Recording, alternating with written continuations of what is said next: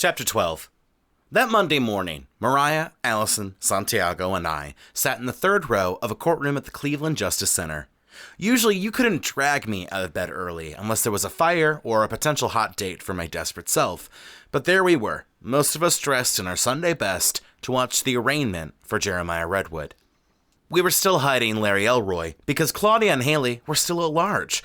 We didn't want to risk bringing Larry Elroy into police custody and letting our assassin friends, or maybe a Redwood conspirator, get to him. Elroy was currently at Alison's apartment complex, which should provide cover. Alison said the only people who knew her address were men she brought home. Not even the government or our boss Helen knew Alison's residence. "I'm ready to testify," Alison squealed, while applying her lipstick more gratuitously than a man who left big tips at hitters in hopes that the waitress would want his phone number. "It's just the arraignment," I explained. "There's no trial yet or anything." "You can never be too ready." Alison put her lipstick away and pulled out rouge. "Should I contour myself?" "For an arraignment of which you are an audience member?" Unfortunately, Alison did not smell the sarcasm. "You're right, and I might as well put on some lashes, too." Weird enough, we had to wait an hour before we got to Jeremiah Redwood's arraignment. He had been found lurking by a noisy neighborhood woman who called the cops. It sounded like Mrs. Doriander had reported him from her living room window.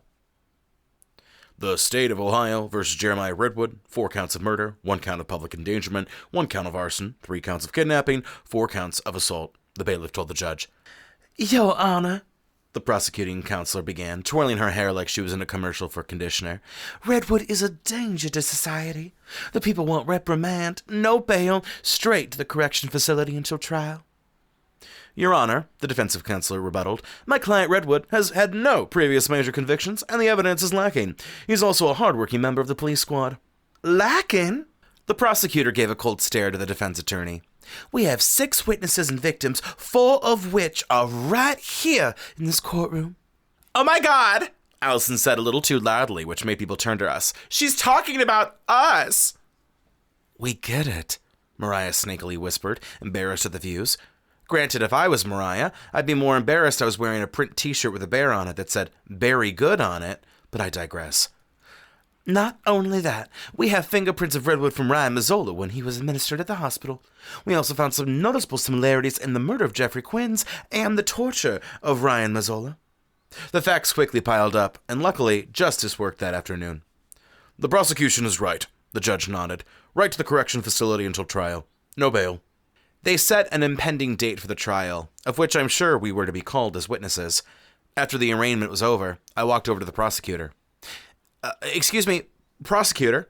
I asked, sounding stupid. It felt like calling a waiter, or a flight attendant, an attendant. "Oh, call me Shelley," she said, and she grabbed my hand. "The name's Shelley Handers. Glad to be working with you on this case." I thought Shelley's southern accent was legit, but it seemed to be part of her courtroom act. She seemed a bit more strong and less breathy as well. I figured she'd like to play the sweet debutante to get more points with the male judges, male jurors, and potentially the occasional bisexual or lesbian juror. "I have a question. What are the chances of Redwood getting off?" "0 to none, Shelley giggled. "I'm going to mess with this jury's heartstrings like a pecan pie." I didn't understand how pecan pie can mess with heartstrings, but I was glad Shelley was confident. "And we'll have to testify?" I asked. "Oh, absolutely," Shelley said with a wave of her hand, like all we had to do was download an app to redeem a coupon for a free sub sandwich.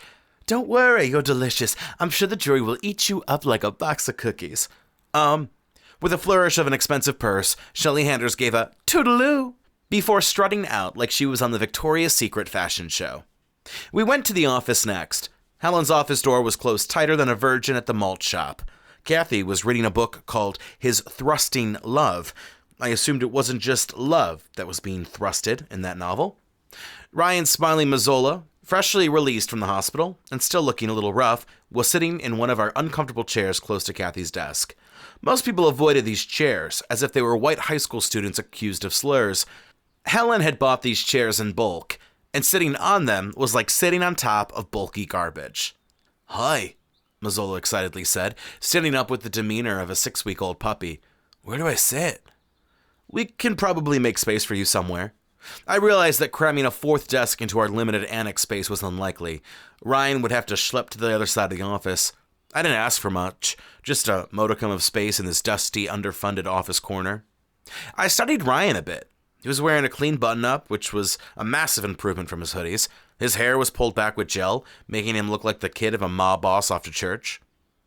I moved out of that house, Mazzola told me, as if I was his parole officer. I'm staying at a friend's place for now, but I'm hoping to move to a better neighborhood. That's awesome, Ryan. How are you feeling? Well, it's different going from a drug dealer to... What's my title again? Training you to be an investigator, bounty hunter, and possible office administrator? I surmised. We'd have to get you licensed to become an official investigator and bounty hunter.